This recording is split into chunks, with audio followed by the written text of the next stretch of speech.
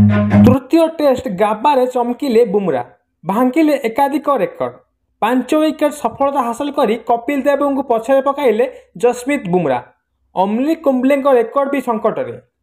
हाँ दर्शक बंधु, गाबारे भारत और ऑस्ट्रेलिया मध्य खेला तृतीय टेस्ट मैच रे बैकफुट रे भारत हेले चमकिले जसप्रीत बुमरा।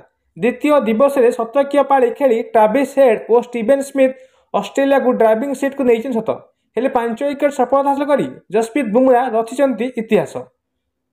यही रचिता फल टीम इंडिया निज सर्वश्रेष्ठ प्रदर्शन कर क्रिकेट किंवदंती कपिल देव एक रेकर्ड को पछरे पकाई जसप्रीत बुमरा।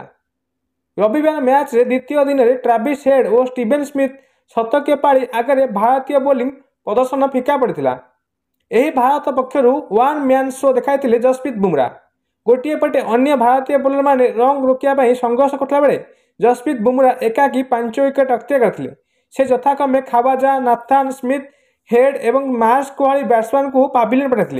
यही सेना देश में बुमरा को अष्टम 5 विकेट सफल हासिल कर भांगिले कपिल देव रेकर्ड। अनिल कुंबले रेकर्ड भी संकट में।